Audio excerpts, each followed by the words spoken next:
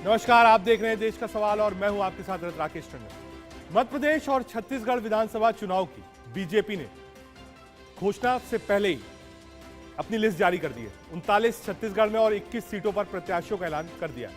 छत्तीसगढ़ की पाटन सीट से मुख्यमंत्री भूपेश बघेल के खिलाफ उनके रिश्तेदार विजय बघेल को उतारा गया है। कुल मिलाकर बीजेपी ने अपना खेल शुरू कर दिया है, लेकिन कांग्रेस कब पत्ता खोलेगी ये तो कहा नहीं जा सकता। लेकिन रणनीति कांग्रेस की भी कम नहीं दिख रही। आखिरकार बीजेपी ने इतने पहले उम्मीदवारों की लिस्ट क्यों जारी करी? मध्य प्रदेश और छत्तीसगढ़ में क्या होगा? इन्हीं सब मुद्दों पर चर्चा करेंगे, लेकिन पहले ये रिपोर्ट देखिए।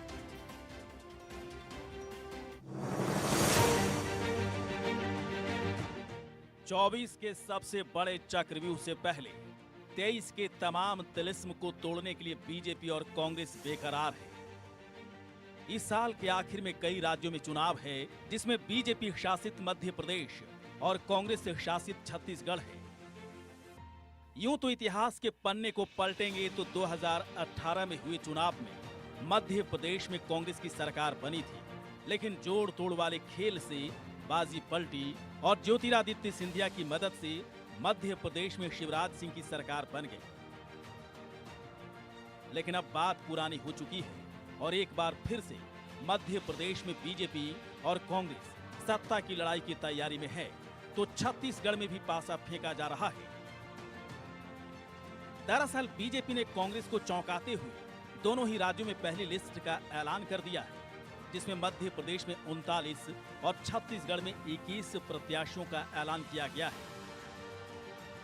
बीजेपी ने तो अपना पहला पत्ता खोलते हुए इरादा साफ कर दिया है कि सरकार विरोधी लहरों को हर हाल में रोकने की तैयारी पहले से है। जब जैसी स्थिति होती है, जब जैसी परिस्थिति होती है, वैसा निर्णय लेती है। वर्तमान समय में भारतीय जनता पार्टी ने हमारे जो योग्य और अनुभवी प्रत्याशी थे, कार्यकर्ता थे, वो 39 नामों की सूची जारी की है। अब सवाल उठता है कि कांग्रेस कब अपने खिलाड़ियों को मैदान में उतारेगी। लेकिन दिल्ली में इंडिया गठबंधन में मनमुटाव का असर मध्य प्रदेश में भी दिखने लगा है। दरअसल आम आदमी पार्टी ने ऐलान किया है कि वो मध्य प्रदेश की सभी सीटों पर चुनाव लड़ेगी, जिसका साफ मतलब है नुकसान कांग्रेस को होगा। आम आदमी पार्टी मध्य प्रदेश में सभी 230 सीटों पर चुनाव लड़ने जा रही है और उसकी तैयारियां हमारी पूरी हो चुकी हैं। आम आदमी पार्टी का संगठन हर गांव में पहुंच चुका है। हर गांव में हमारी 11 मेंबर्स की कमेटी बन चुकी है और आम आदमी पार्टी की लगातार जनसभाएं और पैदल यात्राएं हो रही हैं, बदलाव यात्राएं हो रही हैं। आम आदमी पार्टी की चयन प्रक्रिया भी चल रही है और पहली सूची जल्द ही आप सबके सामने आएगी। अब आम आदमी पार्टी कांग्रेस को कितना परेशान कर पाएगी ये तो कहा नहीं जा सकता, लेकिन मध्य प्रदेश के रण में विजयी होने के लिए कांग्रेस भी लगातार रणनीति बना रही है। मध्य प्रदेश में कांग्रेस ने बड़ा फेरबदल करते हुए रणदीप सुरजेवाला को प्रभारी महासचिव का अतिरिक्त प्रभार दिया है, जबकि सुरजेवाला पहले से ही मध्य प्रदेश के सीनियर ऑब्जर्वर हैं। ये तो रही मध्य प्रदेश की बात। अब छत्तीसगढ़ की सियासत को देखें तो यहाँ भी बीजेपी ने बड़ा गेम करते हुए कांग्रेसी मुख्यमंत्री भूपेश बघेल के खिलाफ उनके ही भतीजे और बीजेपी सांसद विजय बघेल को मैदान में पहले से उतारकर इस बार बाजी पलटने की भरपूर कोशिश में है। अब कहां किसकी सरकार बनेगी, कौन जीतेगा, कौन हारेगा, कौन करिश्मा करेगा, ये सब वक्त और रणनीति की बात है। लेकिन एक बात तय है कि अब की बार मध्य प्रदेश और छत्तीसगढ़ में बाजीगर वही बनेगा जो मौके पर चौका नहीं बल्कि सियासत का सिक्सर मारेगा। Bureau report, India news.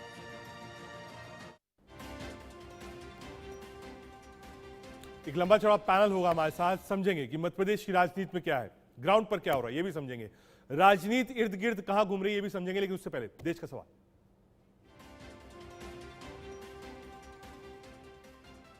क्या मध्य प्रदेश में सत्ता विरोधी लहर का असर पड़ेगा? पहला। दूसरा, पहले लिस्ट जारी करने का फायदा क्या बीजेपी को मिलेगा? स्ट्रेटजी क्या है? तीसरा, मध्य प्रदेश छत्तीसगढ़ में कांग्रेस की रणनीति क्या है? क्या मध्य प्रदेश में आपके लड़ने से कांग्रेस को नुकसान होगा, जो फैक्टर गुजरात में था? एक लंबा चौड़ा पैनल हमारे साथ है। आलोक संजर, पूर्व बीजेपी सांसद भोपाल से हमारे साथ जुड़ रहे हैं। अभय दुबे जी, कांग्रेस प्रवक्ता हमारे साथ हैं। सिद्धार्थ यादव जी बीजेपी प्रवक्ता हमारे साथ स्टूडियो में, चंचल कुमार प्रवक्ता समाजवादी पार्टी की तरफ से हमारे साथ हैं, और Arvind Mohan sir consulting editor India News हमारे साथ होंगे, और अनुराग ढांडा प्रवक्ता आम आदमी पार्टी की तरफ से हमसे जुड़ेंगे। बहुत स्वागत है। ठीक है, अभय जी पहले आपके पास आ जाता हूं। ये जो पहले लिस्ट जारी करी है भारतीय जनता पार्टी ने, क्या ये मनोवैज्ञानिक है कि हाँ स्टार्ट हम लेना चाहते हैं? देखिए, मनोवैज्ञानिक रूप से भारतीय जनता पार्टी ये पहली लड़ाई हार गई। लंबे समय से समूचे मध्य प्रदेश में ये चर्चा थी कि कांग्रेस पार्टी 150 प्लस सीटें जीतने वाली है, इसलिए सारे ऐसे उपक्रम भारतीय जनता पार्टी कर लेना चाहती जिससे वो एक साइकोलॉजिकल ट्रीटमेंट स्टेट के लोगों को दे कि देखिए हम तो कांग्रेस पार्टी से इतना आगे कि हमने सीट पहले घोषित कर दी। सीट पहले घोषित करने से कोई फर्क नहीं पड़ता। बीते 18 वर्षों की भारतीय जनता पार्टी की सरकार के लिए कह रहे हैं कि 3 काम बस सरकार ने किए हैं: प्रचार, भ्रष्टाचार और अत्याचार। आप अगर पहला पन्ना उठाओगे तो पहले पन्ने पर 18 साल से मुख्य पृष्ठ का विज्ञापन भारतीय जनता पार्टी का होता था, दूसरे पन्ने पर बड़ा भ्रष्टाचार का एक प्रकरण और तीसरे पन्ने पर बड़े अपराध की खबर। और ऐसा प्रतीत होता था कि भ्रष्टाचार और अत्याचार को पर पर्दा डालने के लिए प्रचार की सरकार सिर्फ चल रही है। ऐसा कोई क्षेत्र नहीं था जहां नदी हो, आसमान हो, भगवान हो, बच्चे हो, किसान हो, जिनके साथ भीषणतम भ्रष्टाचार नहीं हुआ। महाकाल लोक का भ्रष्टाचार सब लोगों ने अभी देखा। किसानों के मुआवजे राशि का पैसा नोएडा के अकाउंट में डाला गया, ये कैग की रिपोर्ट से समाचार पत्रों में छपा। 45 लाख बच्चों की स्कूल की ड्रेस में भ्रष्टाचार इन लोगों ने किया। पटवारी भर्ती परीक्षा का घोटाला, 10 लाख विद्यार्थियों का भविष्य चौपट किया। व्यापम से 1 करोड़ विद्यार्थियों का भविष्य चौपट किया। पोषण आहार तक खा गए। कैग ने की फाइंडिंग्स है कि जो पोषण बच्चों के लिए रखा था वोट, जो ट्रांसपोर्टेशन ट्रक का जांच की तो पता लगा स्कूटर के और मोटरसाइकिलों के नंबर निकले, वो भीषणतम भ्रष्टाचार उसमें भी निकल कर सामने आया। ठीक है अभय जी, ऐसा कोई क्षेत्र नहीं है। अभी 2 ठेकेदारों के पत्र आए कि 50% की कमीशन की सरकार चल रही है। सरकार को चाहिए था, ईमानदार होती तो कि वो एक्शन लेती। एक्शन लेने की अपेक्षा जो विसिल ब्लोअर्स है उनके खिलाफ FIR ठेकेदार के खिलाफ की और कांग्रेस पार्टी के खिलाफ की, जबकि इनको चाहिए था कि वो एक्शन लेते अगर ये ईमानदार होते। ठीक है, आ रहा हूं ईमानदार नहीं है, नियत हमारे साथ आलोक जी तक पहुंच गया। पूर्व और सांसद गवर्नेंस हैं भोपाल जी। जी। 1 मिनट अभी जा रहा हूं। ये जो 50% वाला मामला है, आलोक जी क्या भ्रष्टाचार सबसे बड़ा मुद्दा है मध्य प्रदेश में जिसको लेकर कांग्रेस आगे बढ़ रही है, या फिर कर्नाटक में वो 40% वाला मामला चला इसलिए मध्य प्रदेश में 50% वाला मामला चल रहा है? आलोक जी, दिवा सपने देखने का सबको अधिकार है, और सिर्फ भ्रष्टाचार की बात कहकर अभी तक कोई भी ऐसी कोई मामला लेकर सामने नहीं आया कि जनता जिन पर विश्वास कर सके। कांग्रेस अपनी गिरेबान में झांकेगी तो उसको स्वयं भ्रष्टाचार दिखेगा, क्योंकि भ्रष्टाचार से वो पूरे 70 साल लिप्त रही है, इसलिए उनको भ्रष्टाचार ही भ्रष्टाचार दिखता है। जहां तक सवाल है, भारतीय जनता पार्टी जनहितार्थ जो काम कर रही है, कभी आदिवासियों के बारे में नहीं सोचा, सिर्फ और सिर्फ भारतीय जनता पार्टी से एक विशेष वर्ग को भी डराते रहे। आज धीमे धीमे सब लोगों को समझ में आ गया है कि जहाँ भारतीय जनता पार्टी की सरकार होती है वहाँ विकास होता है। देखिए, अभी TCS की बैठक हुई थी, मैं उस दिन टेलीविजन पे देख रहा था, आपके चैनल पे देख रहा था। इन्फोसिस हो या सिम्बोसिस हो, वहाँ पे आप भर्ती की प्रक्रिया शुरू हो गई है, लोगों को आज काम मिलने लगा है। बुद्धि में भी देखा हमने, कॉटन क्लस्टर तैयार हो रहा है ना। गोदरेज फिरोजी का भी एक बड़ा यहाँ पे बैठक हुई। प्रीतमपुर में तो ऑटो जो टेस्टिंग ट्रैक अभी प्लान किया, जिसमें 300 किलोमीटर की मोटरसाइकिल वहां पर दौड़ेंगी। तो कहीं ना कहीं एक ऑटोमोबाइल्स के संदर्भ में कह सकता हूँ कि आधुनिक तीर्थ वहां पर प्रीतमपुर में तैयार हो रहा है। वो इन सबको नहीं दिखेगा इनको, लेकिन वस्तुतः भारतीय जनता पार्टी चुनाव के समय जो काम कर रही है तो अपने कामों के आधार पर जनता के बीच में है। जहां तक सवाल है मध्य प्रदेश में और या छत्तीसगढ़ में जो पहली सूची आई है, उससे कांग्रेस को तो निश्चित रूप से परेशान होने की आवश्यकता है। क्यों नहीं परेशान होगी? क्योंकि अभी तो उन्होंने प्लानिंग ही नहीं करी। नहीं, उनके अभय जी तो कह रहे हैं ये जो पहली है। लिस्ट आपने दी है मध्य प्रदेश छत्तीसगढ़ की, ये डेस्परेशन था इसलिए इतनी जल्दी दे दी। नहीं, देखिए मैंने कहा ना कि हमारी तैयारियां पूरी हैं। लंबे समय से बूथ पर हमारा कार्यकर्ता काम कर रहा है, हमारा सर्वे कंप्लीट हो चुका है। हमारे नेताओं के जो हमारे जीतने वाले प्रत्याशी हैं उनके नाम सामने निकल कर आए, जनता ने उनके नाम हमको दिए, तो उन नामों को भारतीय जनता पार्टी ने तुरंत कहा कि आप मैदान में उतरिए। तो अब कांग्रेस को तो निश्चित रूप से उनको लग रहा है कि हम तो यहाँ पर जीत ही नहीं सकते हैं, क्योंकि वहां पे अब 3 महीने अभी बाकी हैं, अभी चुनाव ठीक की है, तारीख की घोषणा नहीं हुई, ठीक लेकिन है। हमारे कैंडिडेट की घोषणा हो आश्वस्त गई। हैं, तो ठीक है, आ रहा हूं मुझे आपके लगता है पास। कि भारतीय जनता पार्टी सिद्धार्थ ने एक यादव जी योजना आपके पास जा रहे बनाकर हैं, जो काम चंचल किया हमारे है। साथ है। चंचल, ये एक लिटमस टेस्ट भी होगा मध्य प्रदेश, छत्तीसगढ़, राजस्थान, नॉर्थ ईस्ट और तेलंगाना कि ऑपोजिशन कितना यूनाइटेड है। हमारे साथ अभी आम आदमी पार्टी के भी प्रवक्ता जुड़ेंगे, क्योंकि समाजवादी पार्टी भी चुनाव लड़ती है मध्य प्रदेश में, राजस्थान में। तो क्या आप भी चाहेंगे कि अलायंस हो जाए, या आपको लगता है नहीं, राज्यों को छोड़ दीजिए, ये जो भी इंडिया अलायंस है वो सिर्फ और सिर्फ लोकसभा के लिए? देखिए राकेश जी, ये निश्चित तौर पे आपने ये बात सही कही है कि अगर अलायंस होता है विधानसभा में तो बहुत फायदा होगा। और देखिए समाजवादी पार्टी का भी वहाँ पे मध्य प्रदेश में कई बार हमारे एमएलए रहे हैं, इसके पहले भी एमएलए अभी वर्तमान में भी है। तो वहाँ पे समाजवादी पार्टी का भी एक अपना एक कैडर है, अपना एक बेस है। और आप देखेंगे कि जब इंडिया बना है ये, तो मुझे पूरी उम्मीद है कि विधानसभा चुनाव में भी इस बात को लेकर के जो है पार्टियों में एक अपना हाँ। स्ट्रेटजी बनेगी कि हमें कम से कम जो है कुछ सीटों पे हम चुनाव लड़ेंगे। और आप देखेंगे कि मैं अभी मध्य प्रदेश होके आया हूँ, आप बिलीव नहीं करोगे, बीजेपी वहां से बुरी तरीके से चुनाव हार गई। और वहां पे इतना भ्रष्टाचार हो गया है, इतना भ्रष्टाचार। ठीक है, आ रहा हूं, चंचल जी आ रहा हूं। ठीक है, एक्सपेक्टेशन यही है कि आप भी अलायंस करें और आगे बढ़े। ठीक है, सिद्धार्थ यादव जी हमारे साथ। सिद्धार्थ, क्या ये जो भ्रष्टाचार का इशू है, कांग्रेस जोर शोर से उठा रही है, 50% वाला पोस्टर है, वहां 40% था पेसीएम वाला, यहां 50% वाला है। प्रियंका गांधी वाड्रा के खिलाफ बहुत सारी एफआईआर भी लिखी गई हैं, लेकिन लोग, जो खबरें आ रही हैं, लोग कह रहे हैं कि साहब बहुत टफ फाइट है और बीजेपी के लिए राह बहुत आसान नहीं है। देखिए रजत जी, असेसमेंट तो किसी भी प्रकार का किया जा सकता है, पर कांग्रेस का ये आरोप लगाना, मैं मानता हूं कि जब एक सोच आपकी बन जाती है, जब आपने इतने वर्षों तक भ्रष्टाचार किया हो, आप मान ही नहीं पाते कि कोई सरकार चलेगी बिना भ्रष्टाचार के। आपकी इमेजिनेशन के बाहर है। अब कांग्रेस पार्टी का 10 साल का जो केंद्र का शासन हो या जितनी भी स्टेट्स में सरकारें चल रही हैं, वहां पर एकमात्र चीज अगर हुई है जो कॉमन है इनकी सब सरकारों में, वो भ्रष्टाचार है। भ्रष्टाचार के कारण ही देश की जनता ने इनको बाहर भेजा था।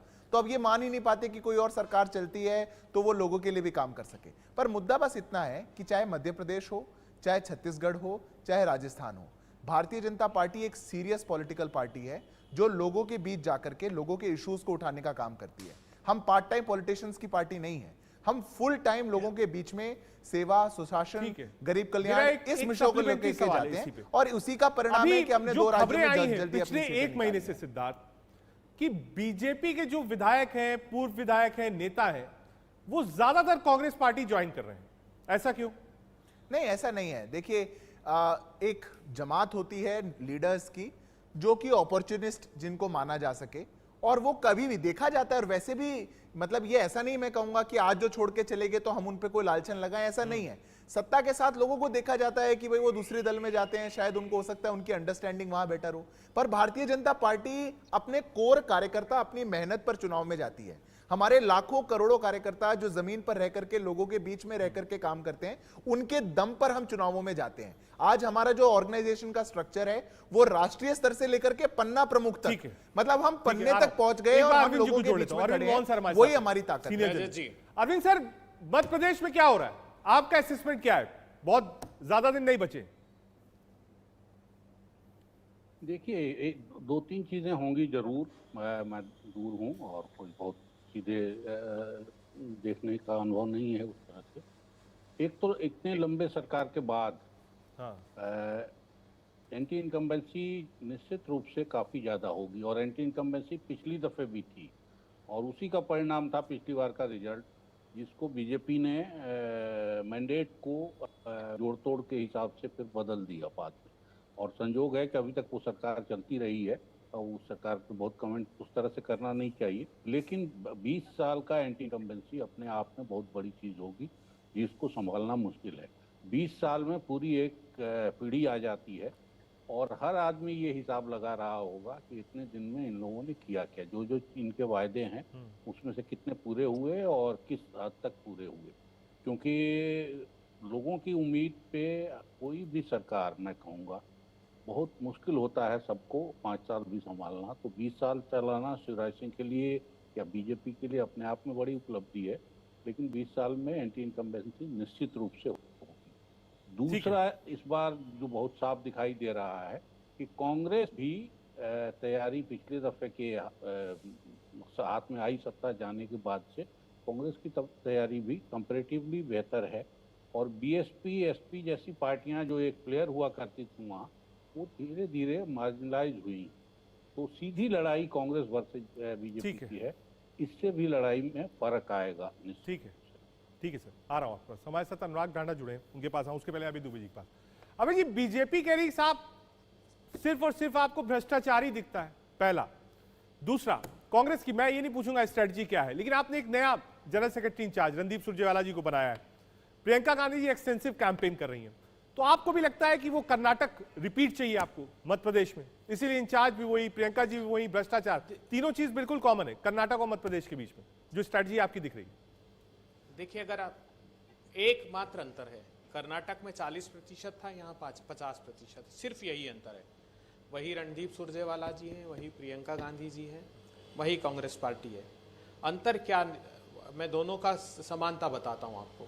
वहाँ पर भी ठेकेदारों की एसोसिएशन ने कहा कि 40% का कमीशन खाया जा रहा है।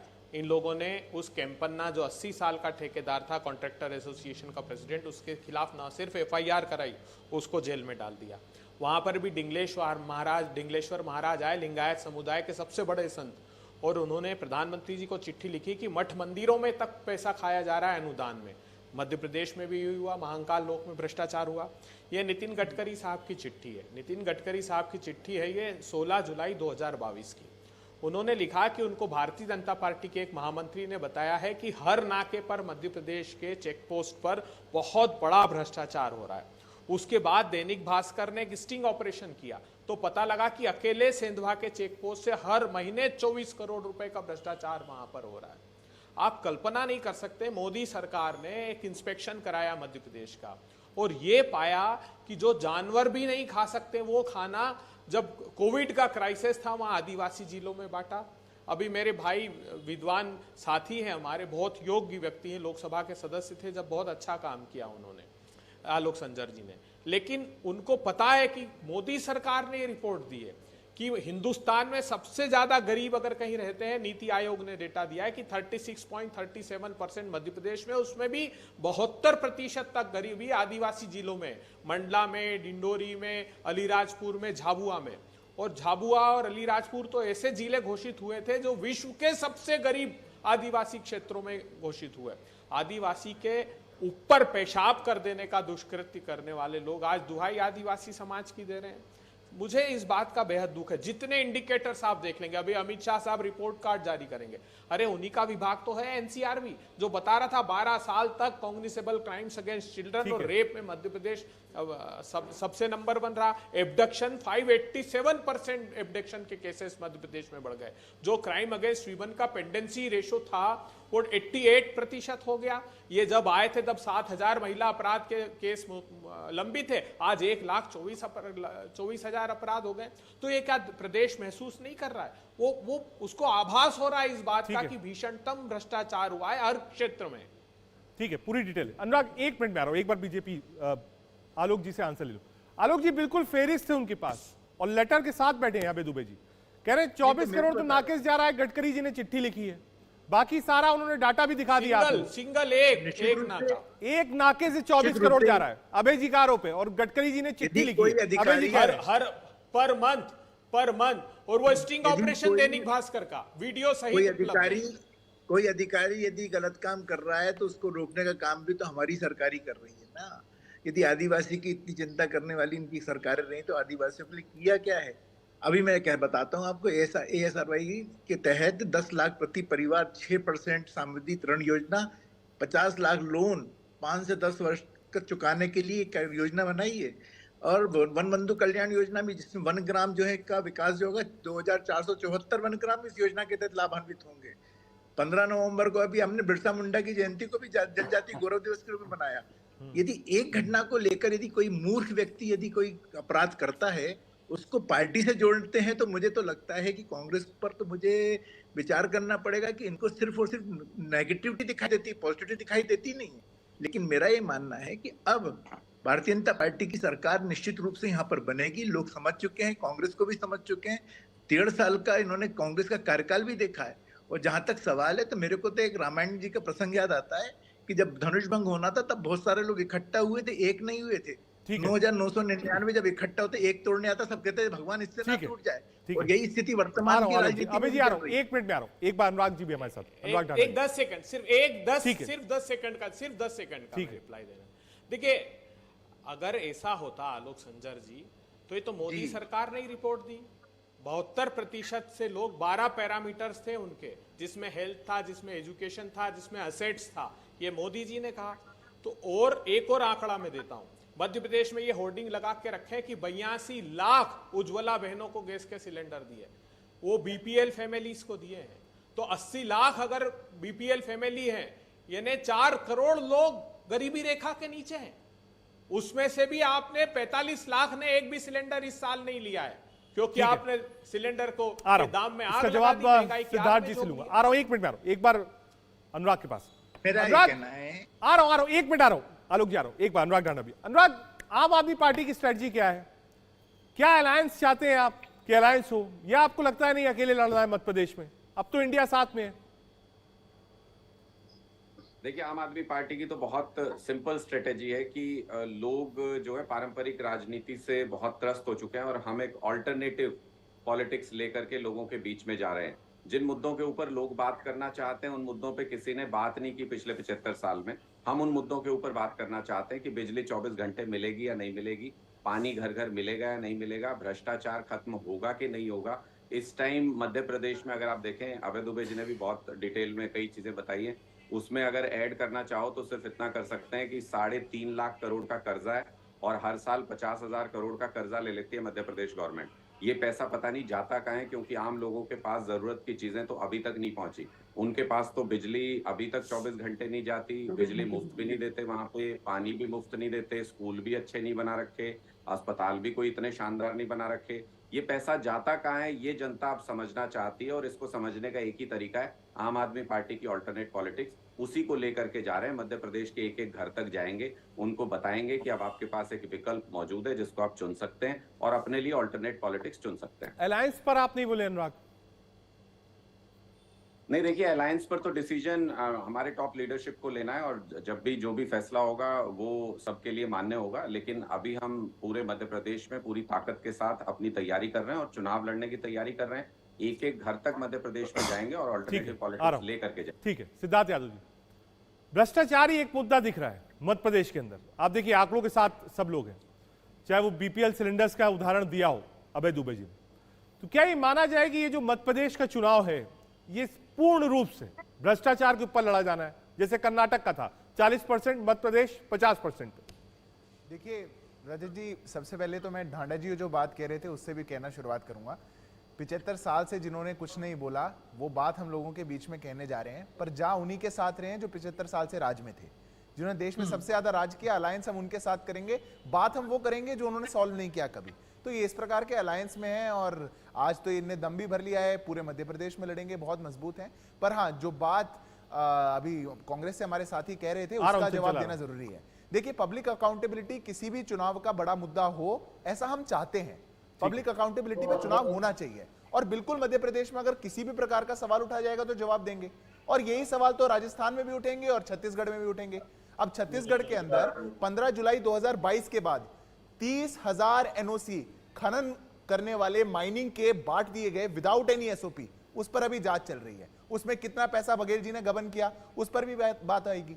छत्तीसगढ़ के अंदर ही अभी पिछले मॉनसून सत्र में उनके मंत्री ने माना कि 1300 कुछ करोड़ उन्होंने खर्चे हैं गौवंश पर, गौठन जो उन्होंने बनाए 1000 के लगभग, मतलब एक गाय, 3000 उनके पास आवारा मवेशी हैं, तो एक गाय के ऊपर 40 लाख खर्चे हैं और एक गाय को संभालने के लिए इतना बड़ा भ्रष्टाचार। मतलब गौ माता के साथ भी बात होगी तो राजस्थान की भी होगी कि वहां पर 17 रेप एक दिन के अंदर कैसे होते हैं। बात होगी तो यह भी होगी कि 6337 रेप, लॉ एंड ऑर्डर को बिल्कुल खो देने वाला प्रदेश, उससे भी तो लोगों को मुक्त करवाना है। और इन्हीं चीजों को लेकर के, पब्लिक के इश्यूज को लेकर के भारतीय जनता पार्टी हमेशा लोगों के बीच में जाती है और इस बार भी हमारा वही मुद्दा रहेगा। हम तो खुश हैं कि पब्लिक अकाउंटेबिलिटी पर चुनावों में चर्चा हो रही है।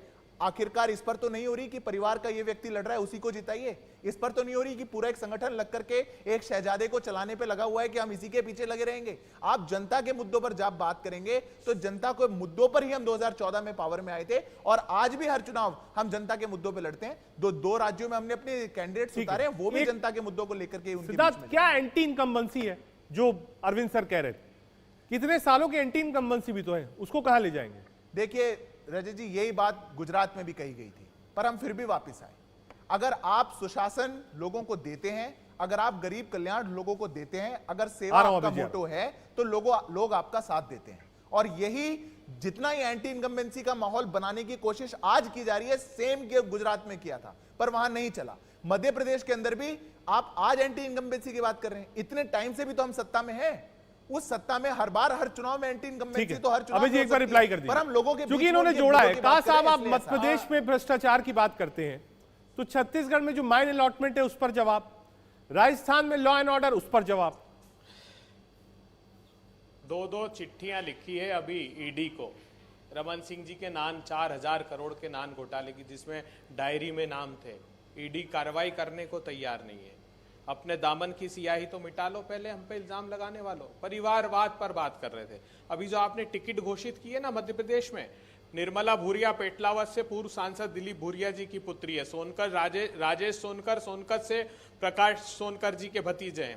राजकुमार मेव प्रकाश सोनकर जी के भांजे हैं। ध्रुव नारायण सिंह पूर्व मुख्यमंत्री गोविंद नारायण सिंह जी के पुत्र हैं। सबलगढ़ से सरला विजेंद्र रावत पूर्व विधायक स्वर्गीय मेहरबान सिंह रावत के परिवार से। प्रियंका मीणा वर्तमान आए। तो एक लंबी फहरिस्त है परिवारवाद की। आई ना हमको मत दिखाइए। अब आप बड़ा प्रश्न क्या है, जितने आप सोशल और इकोनॉमी के इंडिकेटर देख लेंगे भारतीय जनता पार्टी शासित राज्यों के, खासकर मध्य प्रदेश में आ जाइए। अनुराग भाई विद्वान साथी है मेरे आप पार्टी से, लेकिन उनको मैं दुरुस्त कर दूं, इस फाइनेंशियल ईयर में 4,22,000 करोड़ रुपए का कर्ज मध्य प्रदेश की सरकार पर हो गया। 51,000 रुपए से अधिक प्रत्येक जो ख्वाहिश थी जो अनुराग ने कहा उस पर भी एक छोटा सा जवाब दे दीजिए। वो कह रहे हैं साहब सारी सीटों पर तैयारी है हमारी। नहीं देखिए, एक बात बताऊं रजत जी, ये सैद्धांतिक रूप से पहले से सहमति है कि राज्यों के स्तर पर जहां हमारी प्रतिस्पर्धा है, राज्यों के चुनाव में हो सकता है हमारा अलायंस नहीं हो, लेकिन जब देश का चुनाव होगा तो एक देश को बचाने की लड़ाई है। इसलिए हम सारे अपने हितों को दरकिनार करके, हमको अगर कुछ समझौता करना भी पड़ा तो हम सब साथ में आएंगे, सारी लाइक मैंडेट पार्टी। इसलिए हम सद्भावना एक दूसरे के प्रति रखते हैं राज्यों के चुनाव में, लेकिन जरूरी नहीं कि सीट शेयरिंग हमारी हो राज्यों के स्तर पर। इसलिए अच्छा है, सबको शुभकामनाएं इंडिया के दलों को भी कि वो अपना अपना चुनाव दृढ़ता से लड़े। ठीक है। भारतीय जनता पार्टी के खिलाफ जो मध्य प्रदेश में वातावरण है वो बहुत निचले स्तर तक पहुंच गया है। समाज का हर वर्ग अब इनसे उकता गया है और एक ही बात कहता है कि नहीं अब बहुत हो गया, अब ये सरकार हम नहीं वापस लाना चाहते। ये मानसिकता समाज के हर वर्ग में हो गई है, क्योंकि भीषणतम भ्रष्टाचार है, फेल्यूर ऑफ गवर्नेंस है। आप अगर देखें, कल्पना कीजिए मध्य प्रदेश की अभी भी 35,000 से अधिक स्कूल ऐसे जहां इलेक्ट्रिसिटी का कनेक्शन नहीं है। 18 साल से इन लोगों की सरकार है। 26,000 स्कूल पिछले 5 सालों में शासकीय बंद हो गए। तो ये ना शिक्षा के क्षेत्र में इन्होंने अवसरों को सृजित किया, ना इंडस्ट्रियल डेवलपमेंट मध्य प्रदेश में हुआ, ना गवर्नेंस का कोई मॉडल है। पूरा लॉलेसनेस के स्टेटलेसनेस की स्थिति आ गई है अब तो मध्य प्रदेश में। ठीक है, एक बार अरविंद सर के पास। अरविंद सर, महत्वपूर्ण चुनाव हो गई 5 राज्यों का, क्योंकि यहीं से हवा बनेगी। हालांकि पिछली बार ऐसा नहीं था, कांग्रेस के खाते में राजस्थान, मध्य प्रदेश, छत्तीसगढ़ आया था, लेकिन लोकसभा में वो परफॉर्मेंस नहीं रहा था। लेकिन इस बार एक तरफ इंडिया अलायंस है, दूसरी तरफ एनडीए है। कर्नाटक की जीत के बाद कांग्रेस भी बिल्कुल बम है। तो ये जो चुनाव होगा, क्या ये राजनीति की दशा दिशा 24 पर असर डालेगा, या आप मानते हैं कि नहीं, राज्यों का चुनाव अलग है, देश का चुनाव अलग? नहीं, अब तो होने लगा है राज्यों और देश का चुनाव काफी फर्क है, लेकिन पास चुनाव हो तो हवा एक जैसी रहती है और वो बरकरार रहती है। अभय जी जब बोल रहे हैं तो काफी तैयारी उनकी दिखाई देती है, लेकिन मुझे लगता है कि कांग्रेस पार्टी का अगर रिकॉर्ड देखेंगे तो वो बीजेपी से भी खराब है, और वो अभय जी वाली तैयारी तो उसमें कभी कहीं दिखाई नहीं देती। तो और जो दिखाई देती है वो ये है कि कोई हवन करा रहा है, कोई कहाँ पूजा कर रहा है, कोई प्रवचन करा रहा है, कोई किस बाबा के पैर छू रहा है। अगर ये डर लग रहा है आपको बीजेपी से, बीजेपी ये सब करती है, कोई बीजेपी के लिए ये लेकिन बीजेपी ने संगठन के स्तर पे काफी काम किया है। कांग्रेस ने ऐसे काम नहीं किए हैं। 20 साल में कांग्रेस ने कोई बड़ा आंदोलन नहीं चलाया। जो भी चीजें अभय जी कोट कर रहे हैं वो मोदी सरकार की कोट कर रहे हैं, वो कचहरी जी की रिपोर्ट कोट कर रहे हैं। वो ये जमीन के लेवल पे कांग्रेस गायब रही है 20 साल। तो अगर बीजेपी को वो परास्त कर दें तो भी मैं मानता हूं कि ये चमत्कार। पिछली दफे भी बहुत एंटी इनकम्बेंसी थी और कांग्रेस ऊपर हो गई थी, लेकिन कांग्रेस संगठन, कांग्रेस के नेता, मुझे लगता है उन्होंने उन चीजों से कोई सबक नहीं लिया। और इस बार भी जो दिखाई दे रहा है अभी भी मुझे शक लगता है, क्योंकि इतनी गंभीर चूक दिखाई दे रही है सारे टॉप के लीडर्स में और पार्टी में कि वो बीजेपी की बी टीम बनना चाहते हैं, सी टीम बनना चाहते हैं, और इतने से बीजेपी हार जाएगी जिसकी ताकत कई लेवल पे है। और संगठन और ठीक है, एक बार चंचल की बात आ रहा हूं, अभी जी आ रहा हूं, एक मिनट। चंचल, क्या आपको लगता है ये जो चुनाव है ये बहुत लिटमस टेस्ट है लोकसभा के चुनाव से पहले, तो इसमें भी ऑपोजिशन की यूनिटी दिखनी चाहिए कि साहब चाहे सपा हो, चाहे आम आदमी पार्टी हो, कांग्रेस हो, वो स्पेस दे।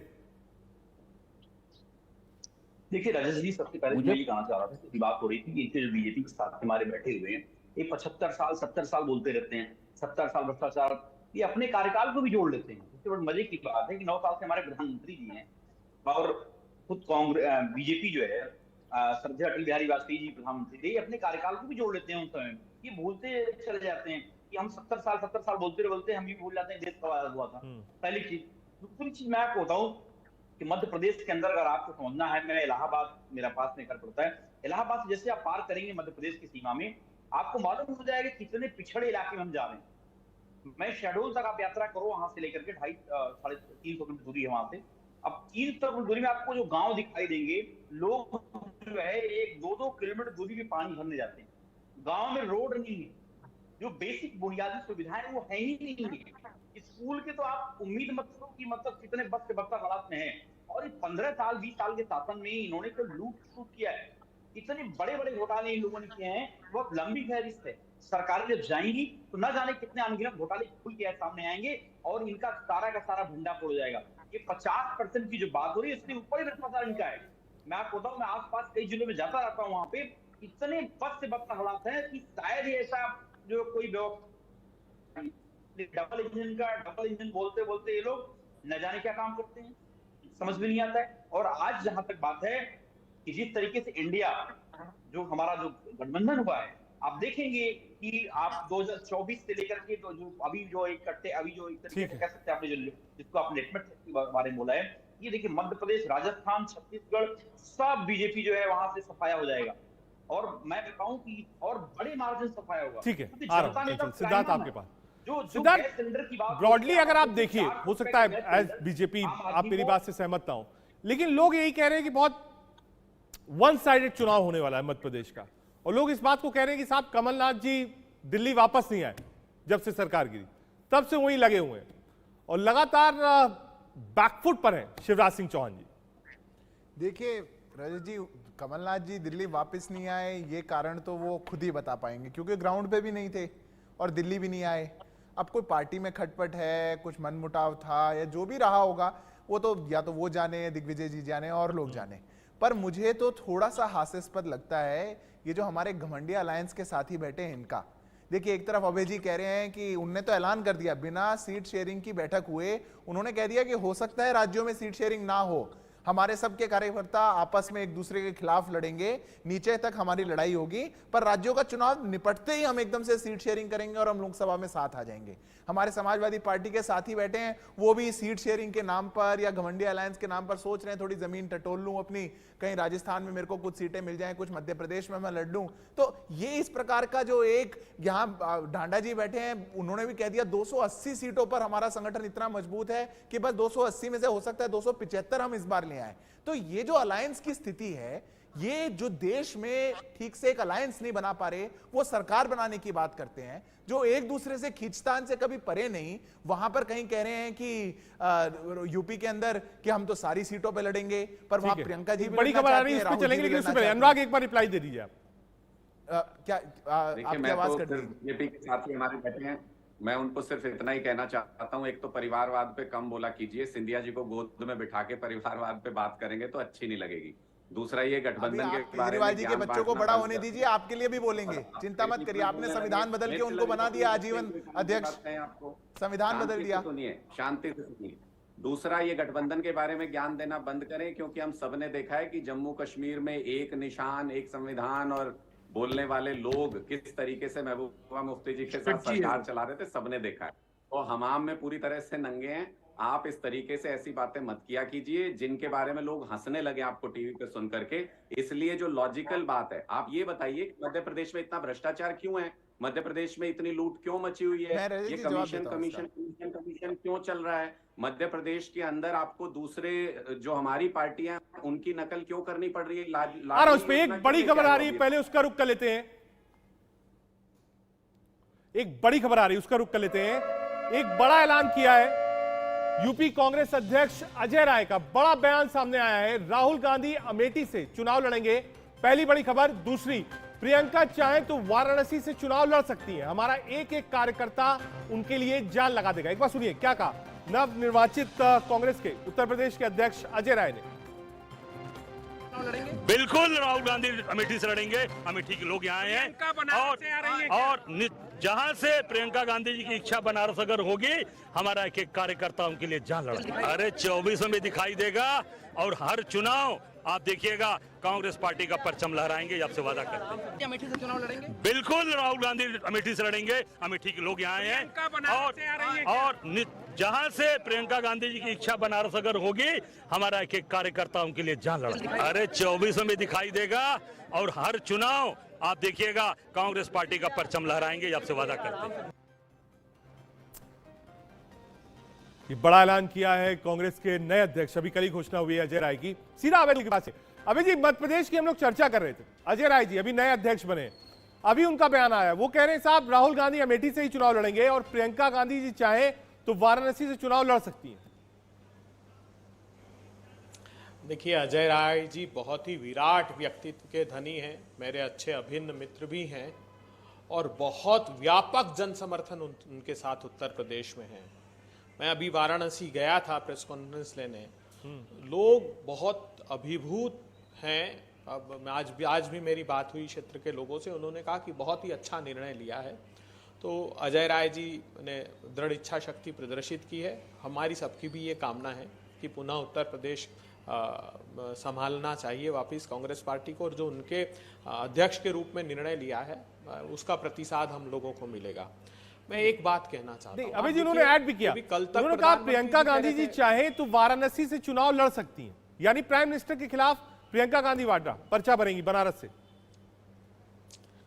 देखिए, उत्तर प्रदेश की मनोभावना को उन्होंने देश के सामने रखा है, इससे ज्यादा मैं उस पर कुछ नहीं कहना चाहता। मैं उत्तर प्रदेश गया था, उत्तर प्रदेश के सारे लोग चाहते हैं जो अजय राय जी ने कहा है, ये उन भावना है, हमको उस भावना का आदर करना चाहिए। मैं आखिरी बात कहना चाहता हूं, प्रधानमंत्री जी अभी सीना ठोक ठोक के कह रहे थे मैं अकेला ही काफी हूं, तो ये इंडिया के खिलाफ 38 दल जो आए ना साथ में, 9 राजनीतिक दल ऐसे हैं जिन्होंने लोकसभा का चुनाव ही नहीं लड़ा, 16 दल ऐसे हैं जिनका एक भी सांसद नहीं है, 7 दल ऐसे हैं जिनका एक सिर्फ सांसद है, और इनका चेहरा कौन होंगे? अब मोदी जी चेहरा नहीं है, माफ कीजिएगा, अब एनडीए का चेहरा है सीमा हैदर, 4 बच्चों की मां जो पाकिस्तान से आई, सीएए का राग अलापते थे, पाकिस्तानियों को नागरिकता नहीं देंगे, टिकट दे रहे हैं उसको। अब होगा अब्बास अंसारी, कुख्यात सरगना बताते थे मुख्तार अंसारी, उसका बेटा अब इनका चेहरा होगा। वो हसन मुनशरिफ महाराष्ट्र में मंत्री बना दिया, कहते थे 40,000 किसानों का पैसा अपने बच्चों के खाते में ट्रांसफर कर दिया, वो चेहरा होगा। वो चेहरा होगा इकबाल मिर्ची का साथी, जिसको बताते थे दाऊद का दायां हाथ, इकबाल मिर्ची का साथी प्रफुल्ल पटेल, वो चेहरा होगा। अब मोदी जी अकेले चेहरा नहीं, एनडीए इतने भयाक्रांत हैं कि सारे भ्रष्टाचारियों को इकट्ठा कर लिया, सारे कुख्यात सरगनाओं को इकट्ठा कर लिया और राग अलापते रहते हैं दिन भर, इंडिया इंडिया इंडिया। अरे साहब, ये क्यों प्रतीक्षा करते हो कि हमारे दलों में मतभेद हो, उसमें क्यों आप उम्मीदें ढूंढते हो? अगर आपने काम किया होता। और बड़ी बात आखिरी भ्रष्टाचार की बता दूं, कैग ने जो रिपोर्ट दी है वो बहुत चौंकाने वाली है।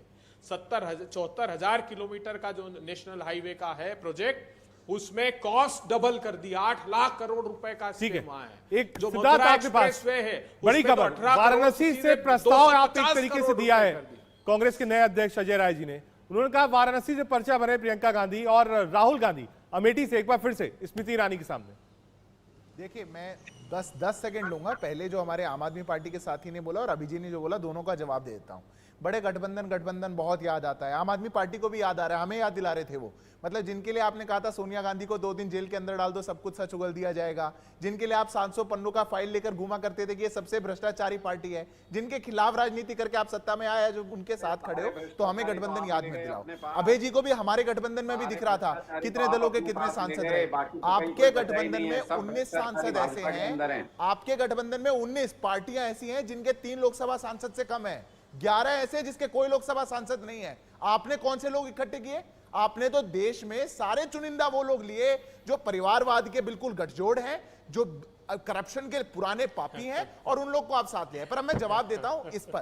प्रियंका जी चुनाव लड़ेंगी वाराणसी से, और प्रियंका जी ऐसे लड़ेंगी चुनाव क्योंकि प्रियंका जी आज तक तो चुनाव ही नहीं लड़ी, और पहला चुनाव लड़ेंगी पर सीधे लड़ेंगी। रजत जी, इसमें दोष ज्यादा नहीं है, 2 ही बात बोलूंगा बस। पहली बात तो अजय राय जी नए अध्यक्ष बने, हो सकता है यूपी में जो कांग्रेस पार्टी की स्थिति है, हो सकता है उनको कोई जानता ना हो, उनने सोचा थोड़ा सा ब्रेकिंग न्यूज देता हूं, 4 लोग मेरे को जान जाएंगे कि मैं प्रधानमंत्री के खिलाफ लोकसभा लड़े चुनाव। दूसरी बात, आप प्रियंका गांधी जी और राहुल गांधी जी को उतारने से पहले समाजवादी पार्टी के हमारे साथी यहाँ बैठे, उनसे पूछ तो लेना कि अखिलेश बाबू तो बोल चुके कि हम सारी सीटों पे खुद लड़ेंगे। चंचल, क्या सीट छोड़ेंगे आप अमेठी की और वाराणसी की? देखिए, ये बहुत सारी चीजें डिसाइड होनी अभी बाकी है। अभी इंडिया का भी अखिलेश जी तो बोल चुके जो भारतीय जनता सारी पार्टी सीटों पे खुद लड़ेंगे। झूठ बोलने में बहुत माहिर है, लोग गुमराह करने में बहुत माहिर है। इनसे जब पूछा जाता है कि आप मुद्दों की बात, नहीं, मुद्दों की बात नहीं, आप वाराणसी की सीट और अमेठी की सीट राहुल और प्रियंका के लिए छोड़ेंगे कि नहीं? हाँ या ना बताइए। सोच के बोलिएगा, अखिलेश जी देख रहे हैं शो। इंडिया से गठबंधन है। रजत जी, मुझे एक शो में जाना है, आप अनुमति दे दो। ठीक है, ठीक है, वक्त की थोड़ी कमी है। आप सभी मेहमानों का बहुत शुक्रिया, आपने अपना कीमती समय निकाला और देश का सवाल का हिस्सा बने। आज शुरुआत हमने मध्य प्रदेश से की थी कि मध्य प्रदेश की राजनीति कहां चल रही है, लेकिन उत्तर प्रदेश की राजनीति में एक बार फिर ट्विस्ट आया है। अजय राय ने कहा है कि प्रियंका और राहुल गांधी दोनों उत्तर प्रदेश से चुनाव लड़े, प्रियंका वाराणसी से और राहुल एक बार फिर से अमेठी से ताल ठोके। देश का सवाल में आज के लिए इतना ही। देखते रहिए इंडिया न्यूज़।